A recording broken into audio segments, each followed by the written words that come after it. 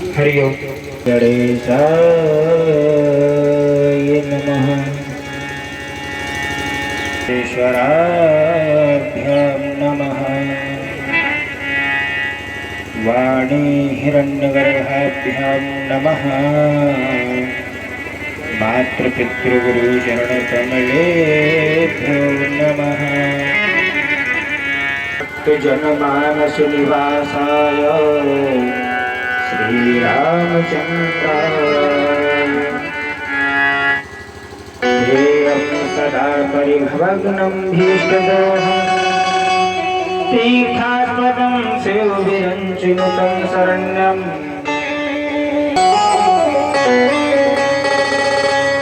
वंशे विभूषितकरान्नवनीरदाभात्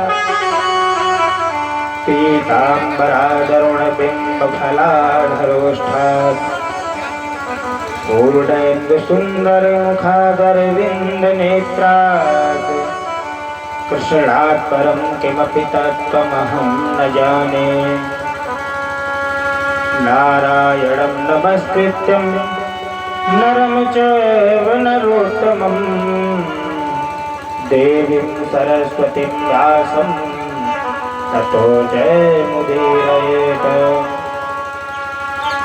सीतानाथसमारम्भां श्रीरामानन्दार्यमध्यमाम् अस्मदाचार्यपर्यन्तां। भगवान श्याम सदाशिव के मुख से निस्तृत ग्रंथ श्री शिव महापुराण भगवान श्याम सदाशिव का वांगमय स्वरूप कथा के रसिक श्रोता अनंत बलवंत संत श्रोमणी श्री हनुमान जी महाराज, श्री गौरी शंकर महादेव, स्थान के समस्त देवी देवता, श्री यज्ञ नारायण भगवान, आप सभी के चरण कमलों में कोटि कोटि नमन वंदन अभिनंदन करते हुए यहाँ कथा पंडाल में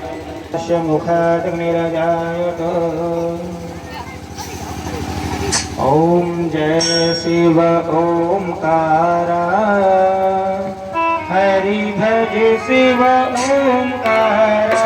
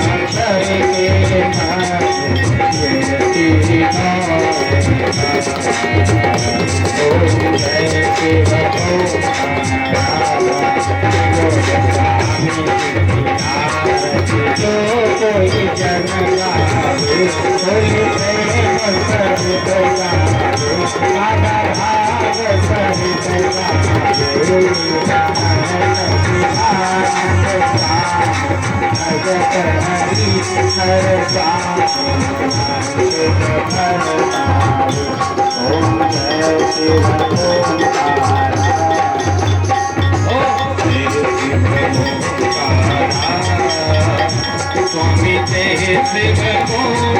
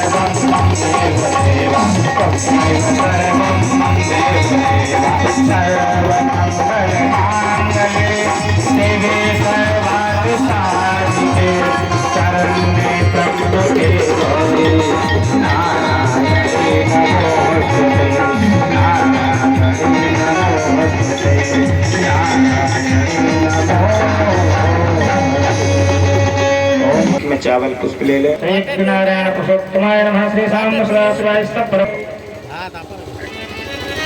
साक्षात भगवान शाम सदाशिव की वाग्मय प्रतिमूर्ति शिव पुराण की पावन कथा आप सभी श्रवण कर रहे हैं। कल कथा में आपने सृष्टि वर्णन के क्रम को सुना। सृष्टि वर्णन के क्रम में महाराज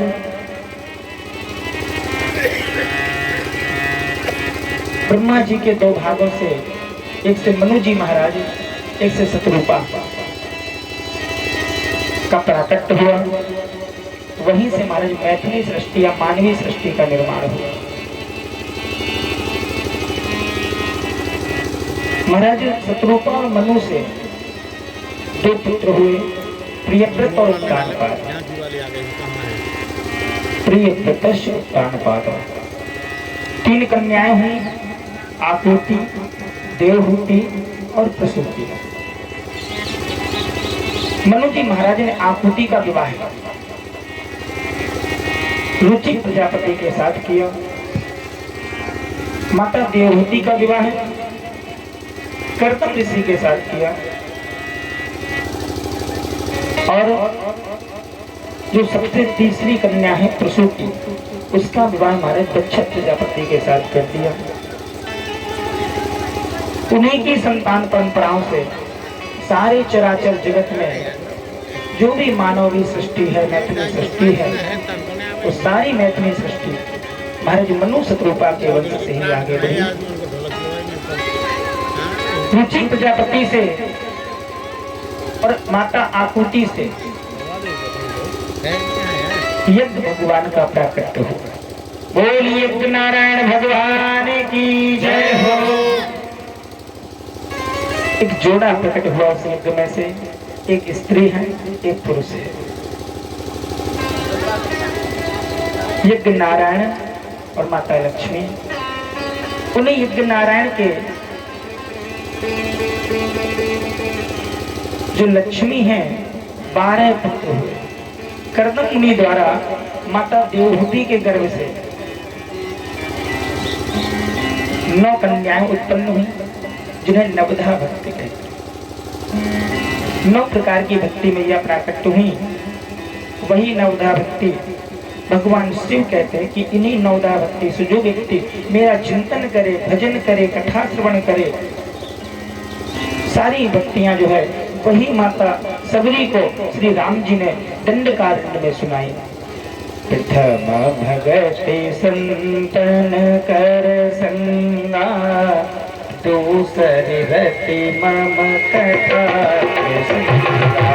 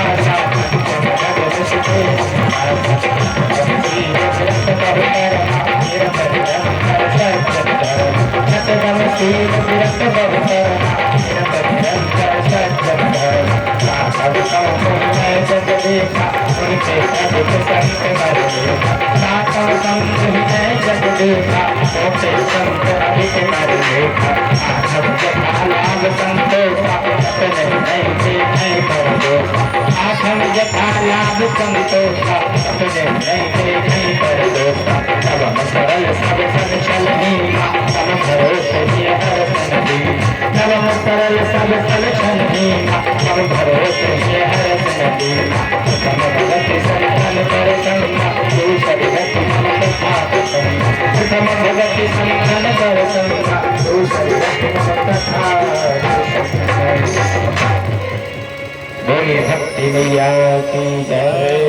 देखो, भगवान की कथा में अगर भक्ति ना हो, बिना भक्ति के आपके जीवन में भगवंत मिलने वाले नहीं। जब भक्ति करोगे तभी भगवत कृपा होगी, जब भगवत कृपा होगी तब भगवान मिले। महाराज, जब श्री राम जी और लक्ष्मण जी दंडकारण्य में घूम रहे हैं तब उनकी भेंट भील जाती थी। सबरी माता से राम जी की भेंट हुई। उस भेंट में माता सबरी राम जी की सेवा करना चाह रही है, लेकिन होता क्या है, बोलिए श्याम शिव भगवान की जय हो। मध्य में व्यवधान न कर रही है। सबरी माता वृद्धावस्था को प्राप्त है, आंखों से कुछ दिख नहीं रहा है, फिर भी राम जी की सेवा करना चाहिए। जब राम जी पहुंचे, राम जी ने अपना पूरा परिचय बताया।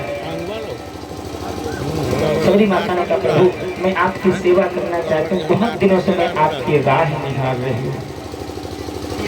राम जी ने कहा, सेवा करना है तो कर लो। संसार में तो ना जाने कितने लोगों ने हमारी सेवा की, हमारे चरणों को पखारा, चरणों को छुआ, प्रणाम किया।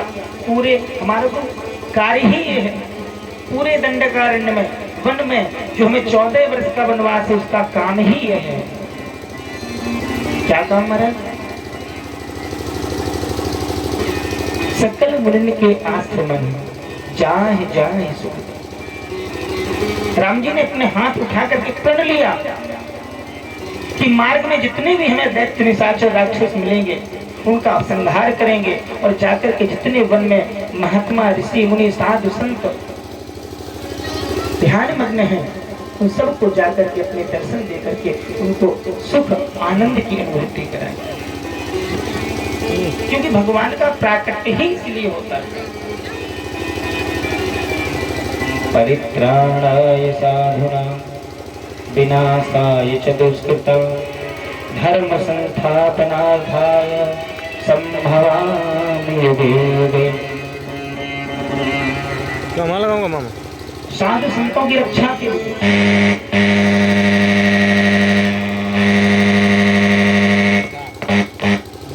विनाशाय च दुष्कृतां,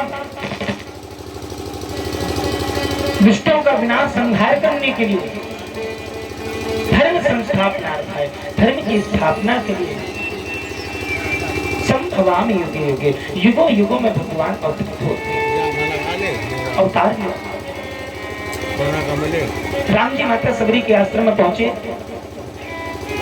सबरी मैया ने कहा, प्रभु मैं चाहती हूँ कि मैं आपके चरणों को धोऊं, पखारूं। राम जी ने कहा, माता पखार लो।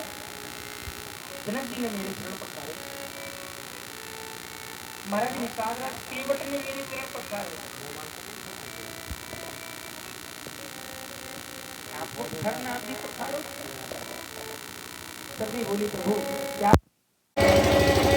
यहाँ से जल लेने जहाँ जाना है वो नदी थोड़ा दूर है, मुझे समय लग जाएगा और मुझ में इतनी सामर्थ्य नहीं है कि मैं चल करके जाऊं, शीघ्रता से जल लेकर के आ जाऊं। कहते हैं ना, भगवान भक्त के वश में, भक्त जैसा चाहेंगे वैसा ही होगा।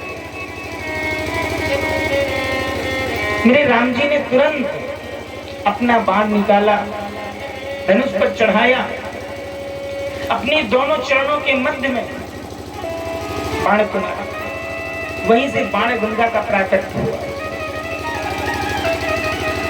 तुलसीदास जी अध्याय लिखते हैं, सादर जल ले चरण पखारे, पुण्य सुंदर आसन बैठारे, सादर चरण पखारे, पुण्य सुंदर आसन बैठारे,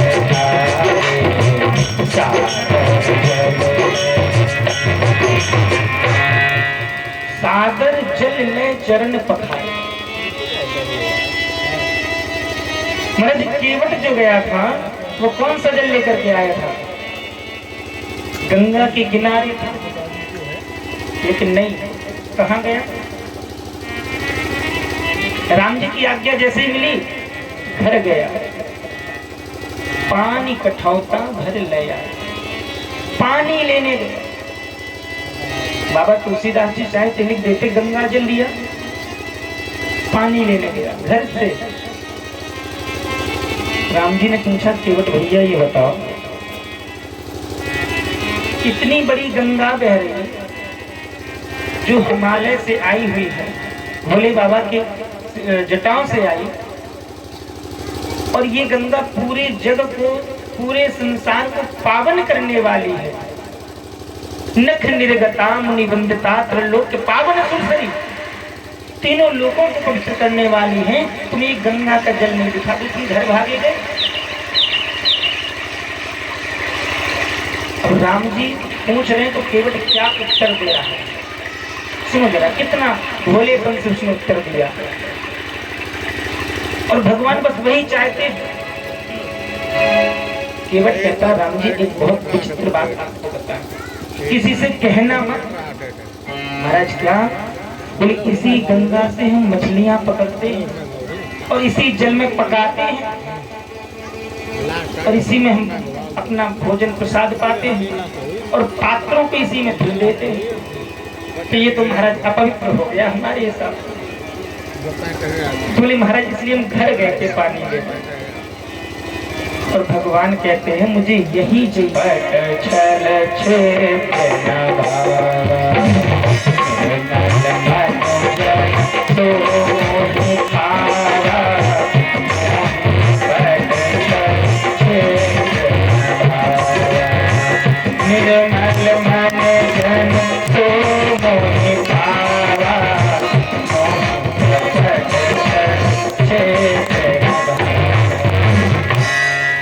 मन पवित्र हो भगवत प्राप्ति के लिए, मन में कोई कपट ना हो, कोई दोष ना हो, कोई छिपाव ना हो, भगवान के प्रति सत्य बोलो। जो था केवट ने सब सही सही बता दिया। तब राम जी बोले बात तो तुम्हारी ठीक है। पानी लेने गए, भगवत तुलसीदास जी ने तभी तो लिखा पानी कठौता भर ले आया। और यहाँ सबरी मैया के आश्रम में देखो जल लिख देते, गंगा जल लिख देते, गोमती का जल लिख देते, सरयू का जल लिख देते। क्या लिखा महाराज? सागर जल। अब सागर जल क्या है? कौन सा जल है सागर जल? वही सागर जल है जो राम जी ने बाण गंगा का प्राकट किया था। आज भी अगर आप छत्तीसगढ़ में जाएंगे माता सबरी के मतंग ऋषि के आश्रम में, तो वहाँ जो राम जी की और लक्ष्मण भगवान की जो मूर्ति है ना, राम जी की धोती के नीचे दोनों पैरों के नीचे देखना वहां छोटा सा गड्ढा है। वही भगवान राम जी ने बाण मारा था, बाण से गंगा का प्राकट किया था। उसी जल का नाम है सागर जल। उस जल को सागर जल कहा गया। न वो कभी खाली होता, न ज्यादा ओवर होता। जो मंदिर के पुजारी जी उनसे पूछना। 9 प्रकार की भक्तियां सबरी मैया को माध्यम बना के। सबरी कहती राम जी बताओ मैं तुम्हारी स्तुति करूं तो कैसे करूं, मुझे तो कुछ आता ही नहीं है। एक बड़ी विचित्र बात बताया। ये गोपाल जी हैं, मिश्रा जी खरेला से हैं। इनके यहाँ एक बहुत विशाल हनुमान जी का मंदिर है जिसमें ये पुजारी। हम एक बार गए इनके मंदिर में, सायंकालीन आरती हुआ करती थी। उस आरती में उस क्षेत्र के आसपास के काफी लोग आ जाते, लगभग 50-60 लोग, बाल बच्चे वृद्ध सब आते। शाम को आरती होती तो सब लोग तो आरती का गायन करते हैं। आरती कीजिए हनुमान लल्ला की, दुष्ट दंड रघुनाथ कला की। एक छोटा सा बच्चा आया करता था रोज, तो बस इनके मंदिर के प्रांगण में खड़ा हो जाए। हम 2-3 दिन रुके, हमने देखा वो आके अपने होंठ ऐसे ऐसे चलाए। हमने हो सकता है इसको भी आरती आती है। हमने उसको बुलाया, हमने भैया इधर आओ। एक दिन पूछा हमने तुम कौन सी आरती गाते हो? मन हो तो होंठ चला, नहीं रुक जाए बीच में। जरा शांत हो गया। हमने कहा हुआ क्या बताओ तो कौन सी आरती गाते हो? तो बोलता है महाराज हमें आरती आती नहीं। हमने कहा यार तुम्हें आरती नहीं आती फिर तुम होंठ क्या चलाते हो, क्या गालियां बकते हो? बोला महाराज हमें छोटा बड़ा आते तुम वही पढ़ते रहते। आज से लेके गया तक पढ़ते और जहाँ खत्म हो जाते तो फिर शुरू से पढ़ने लगते जब तक आरती ना हो जाए। हमने कहा इसका मतलब क्या है? बोले महाराज हमें नहीं पता, मुझे छोटा बड़ा आते तुम वही पढ़ते रहते। तो उस बच्चे का भाव देखो, बड़ी विचित्र बात। आ से लेके ज्ञात तक पूरी वर्णमाला पढ़े और फिर शुरू से कर दे। भगवान तुम्हारी जो भी आरती हो अपनी अक्षर क्रम से मिला लो और बना लो। बोलिए सांब सदा शिव की जय हो। तो भगवान कहते हैं निर्मल मन होना चाहिए। 9 भक्ति। सबरी मैया ने कहा प्रभु मैं आपकी स्तुति कैसे करूं, मुझे तो कुछ आता ही नहीं, पढ़ी लिखी भी नहीं। राम जी ने कहा माता स्तुति तो हमें तुम्हारी करनी चाहिए, जो तुझ में सारी भक्तियां हैं, जो इन संसार के भक्तों में एक भी भक्ति नहीं है।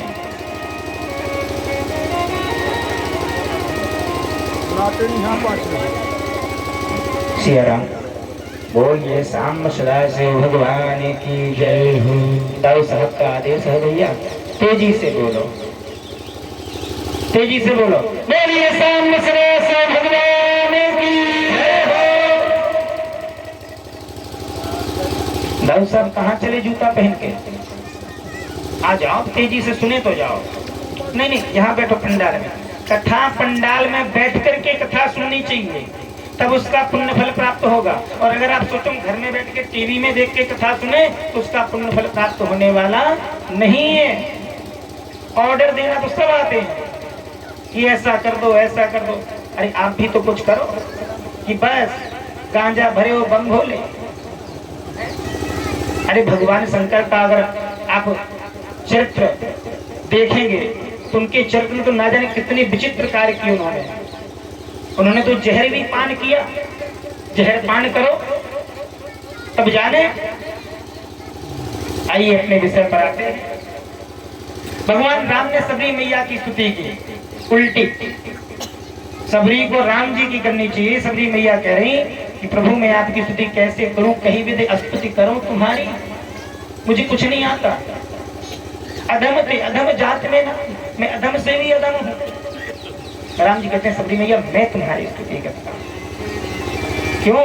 क्योंकि सबरी मैया में पूरी 9 भक्तियां हैं महाराज। प्रथम भगति संतन कर संगा। जो करदम ऋषि है, माता देवहूति, इनकी 9 कन्याएं हैं।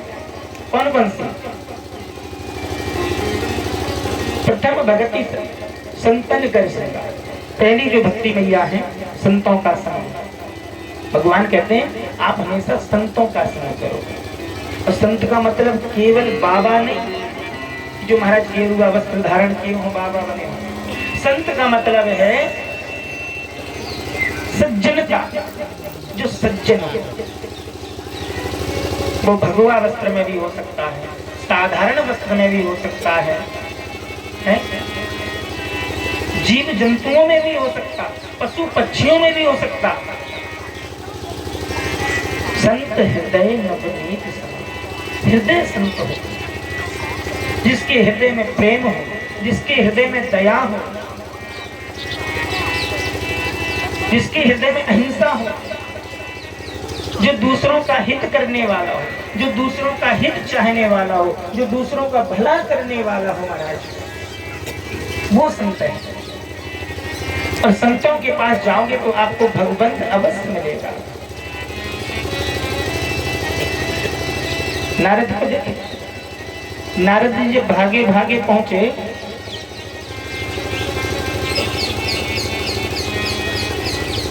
आगे आगे महाराज जयंत जा रहा था। नारद जी पीछे से भागते चले गए, जयंत को देखा, रोका, कहाँ जा रहे? बोले महाराज मैं बहुत परेशान हूँ। क्यों? बोले पीछे राम जी ने अपना बाण छोड़ दिया। काहे का बाण महाराज? कुशाग्र का। बोले मारना होता कब का मार देता, ये तुम्हारे पीछे जरा देखो क्या कर रहा है। महाराज रुका है, खड़ा है।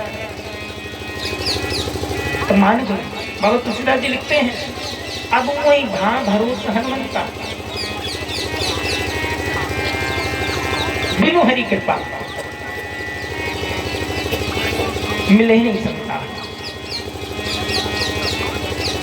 भगवंत के बिना संत नहीं मिलेंगे और संत के बिना भगवंत नहीं मिलेंगे। नारद देखा विकल जयंता लाग दया कोमल चित संता। संतों का हृदय ही इतना कोमल होता है कि हमेशा सदैव दूसरों के कल्याण के लिए कार्य करते हैं। महाराज संत अकेले नहीं है ऐसे। संत वृक्ष, नदियां, जितने भी प्रकृति प्राकृतिक चीजें हैं वो सब ईश्वर का स्वरूप है। वृक्ष कबहु नहीं फल भखे, नदी न सिंचे नीरो, और परमार्थ के कारण सो साधु ने भरा शरीर। बोलिए संत भगवान की जय। संत जो है सदैव कल्याण के लिए रहते हैं, दूसरे का भला हो। आपके जो बर्रा भगत जी हैं, मैं जिस दिन से आया उसी दिन से देख रहा हूं महाराज, आप पूरे ग्राम समाज के लिए, आप सभी के हित के लिए, आप सभी के कल्याण के लिए परिश्रम कर रहे हैं।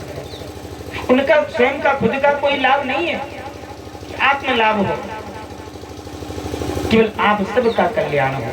आपके ग्राम में महाराज रुद्र महायज्ञ हो, आपके ग्राम में आप लोगों को शिव पुराण की पावन कथा श्रवण करने को मिले, तो ऐसे संत हैं।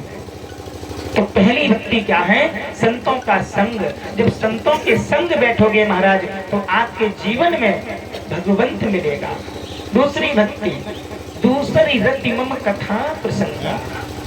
पहली भक्ति, हमेशा साधु संत सज्जन लोगों की संगति करो, अच्छे लोगों के साथ बैठो। जब अच्छे लोगों के साथ बैठोगे तो आपके जीवन में अच्छे संस्कार आएंगे। दूसरी रति मम कथा प्रसंगा, दूसरी भक्ति है मेरी कथा में, भगवत कथा में तुम्हारा रति हो, प्रेम हो, भगवान की कथा श्रवण किया करो। ये दूसरी भक्ति बताई।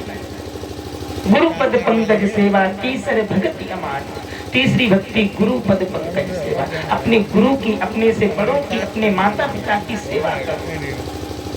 अतिथि देवो भव, मित्र देवो भव, पितृ देवो भव, गुरु देवो भव। कोई भी आपके घर में आ जाए, बड़ा बुजुर्ग, तुम्हारे उसकी सेवा करो। ये नहीं कि महाराज नाक सकड़ो यार, कैसे आ गए, तब गए। अरे आपके ग्राम में मात्र 7 दिन का 7 दिवसीय कार्यक्रम हो रहा है, आयोजन चल रहा है, जिसमें रुद्र महायज्ञ है, शिव पुराण की पावन कथा है। ये जो दिव्य मूर्तियां हैं संतों की, आपको बार बार थोड़ी मिलती। हम आज आए, 7 दिन बाद चले जाएंगे। आपका क्या ले जाएंगे? क्या आपका हम घर उठा के ले जाएंगे? कि आपकी 2 बीघा जमीन उठा के ले जाएंगे?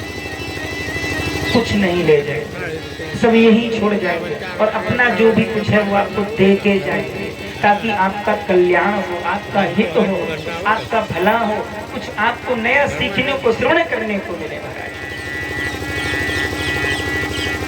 तो बोले तीसरी भक्ति है गुरु पद पंकज सेवा, तीसरे भगत समान। अपने साधु संतों की, गुरुओं की, अपने से वरिष्ठ लोगों की सेवा करो। यज्ञ में जितना फल सेवा से मिलता है, उतना फल पूजा पाठ से मिलता है। सेवा भाव होना चाहिए। चौथी भक्ति मम गुण गने करई कपट तज गान। चौथी भक्ति मेरे गुण का गान करो। नाम संकीर्तनम यस्य सर्व पाप प्रनाशनम, प्रणामो दुख समनस्तम, नमामि हरि पद। भगवान हरि और हर दोनों के पद को प्राप्त हो जाता है व्यक्ति। कब? जब भगवान का केवल नाम संकीर्तन करता है। आपको बता दें 4 युग हुए, सतयुग, त्रेता, द्वापर और कलयुग। चारों युगों में पूजा का अलग अलग विधान था। भगवत प्राप्ति के अलग अलग साधन थे। सतयुग में भगवान तपस्या से मिलते थे। तपस्या, साधु संत कई वर्षों तक महाराज तपस्या करते थे। उस तपस्या से भगवान प्रकट होते थे, भगवान आशीर्वाद देते थे, भगवत प्राप्ति होती थी। प्रमाण महाराज मनु सदरूपा ने कई वर्षों तक तपस्या की, तब जाकर के भगवान ने वचन दिया कि ठीक है, तुम्हारे यहाँ राम बन के अवतरित होंगे। भगवत प्राप्ति कैसे मिली? तपस्या करने से। सतयुग में तप, क्यों? क्योंकि सतयुग में मनुष्य की आयु 1 लाख वर्ष थी। कितनी थी? 1 लाख मनुष्य की आयु। तो 1 लाख साल में अगर हम अपनी जिंदगी की आधी जिंदगी तपस्या करने में निकाल दे तो बहुत जीवन जीने के लिए। तो तपस्या से भगवान मिलते। अगला आया महाराज त्रेतायुग। त्रेतायुग में आयु घट गई। कितनी घट गई? 1 जीरो कम कर दो। कितनी? 10,000। 1 लाख में से 1 जीरो हटा दो, कितना हो जाएगा? 10,000। तो त्रेतायुग में आयु हो गई 10,000 वर्ष। 10,000 वर्ष तो भगवान ने भी एक उपाय कम कर दिया। बोले सतयुग में तपस्या से भगवान मिलते थे, बोले त्रेतायुग में भगवान यज्ञ कराने से मिलेंगे। प्रगटे अग्नि चरु कर लीले। अग्नि देवता, यज्ञ देवता, पूजा करो साथ में यज्ञ करो, तपस्या करने की आवश्यकता नहीं है। क्यों? क्योंकि समय कम हो गया। आयु कितनी हो गई? 10,000 साल है। तो बोले यज्ञ से भगवान प्रकट हुए अयोध्या में राम। यह बांट देव नृप जाए यथा जोग विधि भाग बनाए। आगे है महाराज द्वापर युग। द्वापर युग में भगवान पूजा पाठ से मिले। गोपियों ने मां कात्यायन की पूजा की और आज भी माताएं बहनें करती हैं। कार्तिक मास में जो भी निकल गया पिछला महीना, स्नान करती हैं, ठाकुर जी की सेवा करती, मां कात्यायनी की पूजा करती। तो भगवान द्वापर युग में पूजा पाठ कर अब आया महाराज करिए। इस युग में ना तो आपके पास तपस्या करने का समय है, न यज्ञ करने कराने का समय है, न पूजा पाठ करने का समय, न तपस्या करने का, न यज्ञ करने का, हवन करने का। तो करना क्या है? नाम संकीर्तनम यस्य सर्व पाप प्रणाशनम प्रणामो दुख समस्तम तम नमामि हरिं पदम। भगवान हरि के पद को, शिव लोक को, विष्णु लोक को जो व्यक्ति जिस किसी देवता का भक्त होगा उसी के लोक को प्राप्त हो जाएगा। करना क्या है? अपने इष्ट देव का चिंतन करना है, नाम जप करना है। जितना ज्यादा नाम जप करोगे उतना ही फल प्राप्त होगा। अगर आप कुछ भी मिष्ठान इत्यादि बना रहे हो उसमें जितना गुड़ चीनी डालोगे उतना ही मीठा होगा। अगर आपको जीवन में ज्यादा पुण्य चाहिए तो ज्यादा जप करो, कम पुण्य चाहिए तो कम करो। इस प्रकार से महाराज चौथी भगति मम गुण गने करे कपट तजगान, मेरे नाम का चिंतन करो। पांचवी भक्ति मंत्र जाप मम दृढ़ विश्वास। पांचवी भक्ति क्या है? मंत्र जाप करो, भगवान का जो मंत्र हो, जो गुरु मंत्र हो उसका जाप करो। पंचम भजन सुवेद प्रकाश, ये जो है वेदों में भी प्रमाणित है कि जितना जप करोगे उतना ही आपको फल मिलेगा। छठवीं भक्ति बताई महाराज, छठ दम शील विरत बहु कर्मा निरत निरंतर सज्जन। छठवीं भक्ति है शीलता के साथ, विनम्रता के साथ संसार में आप अपने कर्म करते रहो और भगवान का चिंतन करते रहो। सातम सम मुहि मैं जग देखा मुहिते अधिक संत कर देखा। सातवीं भक्ति बताई महाराज, संसार में चर अचर जो भी आपको दिखे, जीव जंतु चींटी से लेके हाथी तक, सब में मेरा दर्शन करो। राम जी कहते हैं सब में ईश्वर का दर्शन करो। ईश्वर अंश जीव अविनाशी चेतन अमल सहज सुख। प्रत्येक जीव में परमात्मा का दर्शन करो, क्योंकि उसके अंदर भी जीव है, आपके अंदर भी जीव है और सबके अंदर जैविक तत्व है, आत्म तत्व है, वही परमात्मा का स्वरूप है। श्री राम में सब जग जानी करह प्रणाम जोर जुग पानी। आगे महाराज बताते हैं आठवीं भक्ति क्या है। आठम जथा लाभ संतोषा सपने नहीं देखूं पर दोषा। आठवीं भक्ति है आपके पास जो भी है उसमें शुक्रगुजार रहो, क्योंकि कहा गया संतोषम परम सुखम। अच्छा, जीवन में कभी भी आपकी इच्छाओं का अंत होने वाला नहीं है। अगर आपके पास मोटरसाइकिल है, आपका जीवन चल रहा है, आप अच्छा खासा पैसा कमा रहे हो, लेकिन फिर भी मन में एक इच्छा लगी रहेगी यार ये हटा के 4 व्हीलर आ जाए तो ज्यादा सही रहेगा। विचार बना रहेगा, इच्छा समाप्त होने वाली नहीं है। और अगर भगवान की कृपा से 4 व्हीलर भी आ गई, 4 पहिया 4 चक्का गाड़ी भी आ जाए, तब फिर विचार होगा महाराज ये मॉडल पुराना हो गया, दूसरा नया मॉडल आ जाए। लेकिन इच्छाएं कभी समाप्त होने वाली, ये शरीर तो एक दिन समाप्त होना निश्चित है, इच्छाएं समाप्त होने वाली नहीं है। बोले आठम जथा लाभ संतोष। अपने जीवन में जो भी है सब परमात्मा का दिया हुआ है।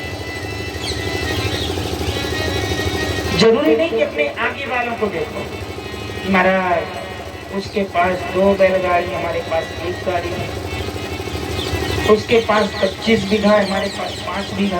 अरे अपने पीछे भी मुड़ के देख लो एक बार जरा, तुमसे भी नीचे लोग हैं, तुमसे भी पीछे लोग हैं, जिनके पास हमारे एक समय खाने का भोजन नहीं, वो भी जीवित हैं, वो भी अपना जीवन यापन कर रहे हैं। कैसे? केवल भगवत के पास है। अगर भगवान की कृपा है और आपके जीवन में संतोष है, संतोषम परम सुखम, तो आपको जो है परेशान होने की कोई आवश्यकता नहीं। बस भगवान पर भरोसा रखिए, भगवान चिंतन करिए। इस प्रकार से 8वीं भक्ति बताई कि जो भी आपके पास हो उसी में संतोष रखिए, दूसरे में कोई बुराई मत देखिए। ये 8वीं भक्ति है। दूसरे में कमी मत निकालिए, द्वेष मत निकालिए, ईर्ष्या मत करिए, सबसे आपस में परस्पर प्रेम करिए। 9वीं भक्ति कहते हैं श्री राम जी सदी मैया की स्तुति करते हुए, नवम सरल सब सन छल ही ना, मम भरोस ही हरस न दे। 9वीं भक्ति है कि अपने जीवन में सरलता लाइए। सरलता क्या है कि आप किसी से बात करो, इतने प्रेम से बात करो, इतने आराम से बात करो, मंदता के साथ, शीलता के साथ, विनम्रता के साथ, कि आपका जीवन किसी को जटिल ना लगे। अगर 4 लोगों के बीच में आपकी बात चल रही हो, आपकी चर्चा चल रही हो, तो लोग आपके बारे में कोई बुराई ना करें। नवम सरल सब सन छल, मम भरोसा, बस मेरा भरोसा करो। संसार में अगर भगवान का भरोसा है तो आपको यहाँ वहां भटकने की आवश्यकता नहीं है। बस एक भरोसा होना चाहिए। तो एक बात और बता दो, अगर आप संसार वालों का भरोसा करोगे, वक्त पर काम आने वाले नहीं है। प्रमाण मैंने कल देखा, कुछ लोग कह रहे थे महाराज सब हो जाएगा, शाम को हम अभी आते हैं और आपका जो यज्ञ मंडप पूरा बन जाएगा। काफी लोग थे जब कह रहे थे हम आएंगे आएंगे महाराज, शाम को कोई नहीं आया। तो संसार वासियों को भरोसा मत करो, भरोसा करने मेरे आराध्य भगवान शाम सदा शिव का करो। दुनिया के लोगों से, संसार के लोगों से किसी प्रकार की आस मत करो कि ये हमें ऐसा लाभ दे देंगे, कोई भरोसा नहीं है लाभ देंगे या नहीं देंगे। दुनिया के लोगों से आशा न किया कर,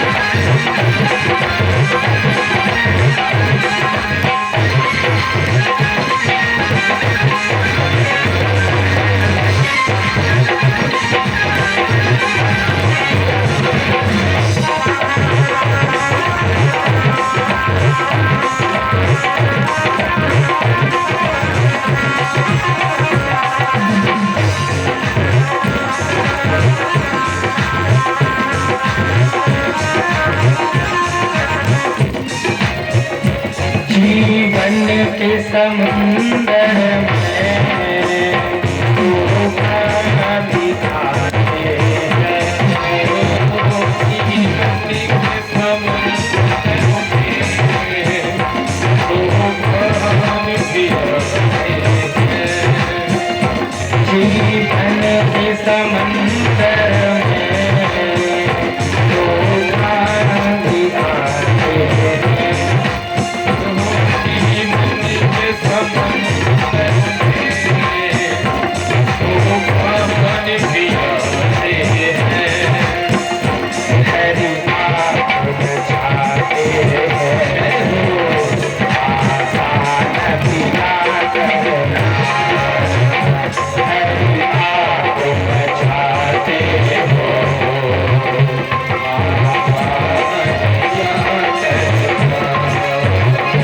दुनिया के लोगों से आसान पिया करना।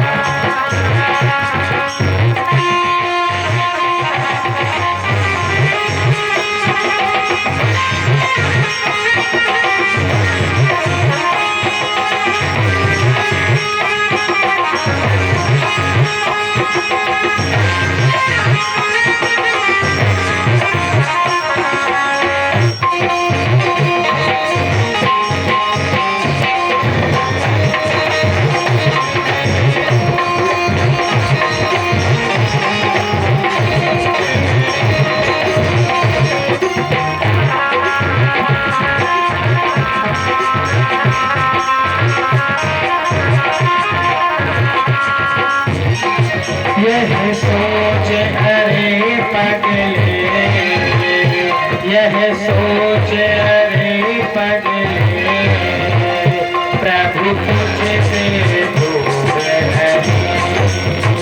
मुझे सोच कर